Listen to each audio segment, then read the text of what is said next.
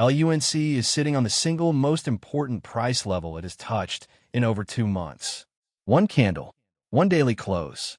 That's all it might take to decide whether Terra Luna Classic drops another 15% or finally breaks its downtrend.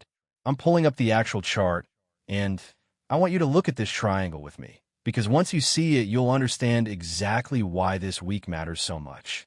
Let's rewind.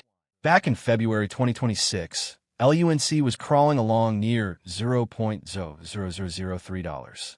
Then between April and May, it absolutely exploded, a monster rally that took it all the way up to roughly $0.000119. That's a 4 times move in weeks, fueled by huge Binance burns and a major network upgrade. But here's the part almost nobody talks about.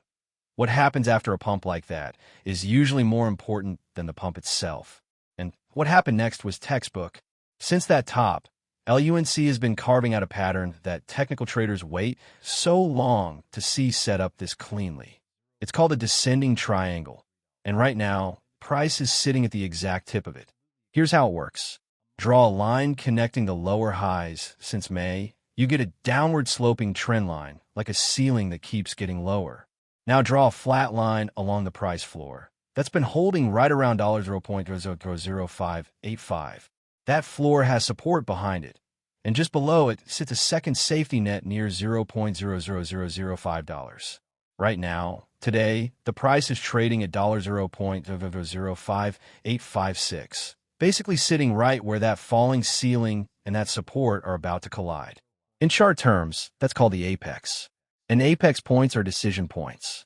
The tighter the coil, the bigger the eventual move in either direction. Look at the volume. During the pump, volume exploded. Nearly 5 billion tokens traded on the big green days.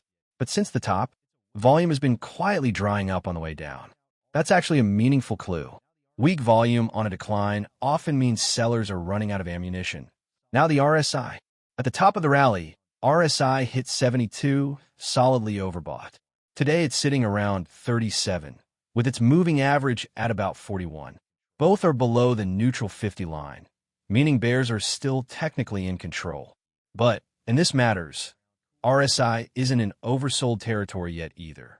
It's basically middle ground, cooling off but not panicking. Then the MACD, and this is the one I'd watch closest. Both the MACD line and signal line are still below the zero line, which is a bearish regime. But the histogram, which was throwing out big red bars during the crash off the highs, has flattened out significantly. That's often an early, I stress, early and unconfirmed, signal that downward momentum is losing steam before potential reversal. Bulls and bears are both staring at the same chart and seeing different things. Which one's right?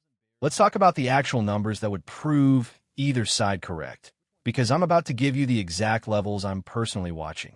Scenario 1. Bears win. If LUNC closes a daily candle below that $0.000585 support with rising volume, the triangle breaks down, and the next stop is that second support around $0.00005, roughly a 14% drop from here. If that fails too, we could revisit the $0.00004 zone, which was a launch pad of the original February rally. Scenario 2. Bulls win. If price holds this floor and punches back up through that falling trend line, somewhere around $0.00068 to $0.00007, that's the first real signal the downtrend is cracking. From there, the immediate target is the old consolidation shelf around $0.0008 to $0.0009. Community-wise, the mood remains split but engaged. Social sentiment on X still skews cautiously bullish, and the burn program keeps chugging along with Binance's monthly contributions now well past 88 billion tokens total.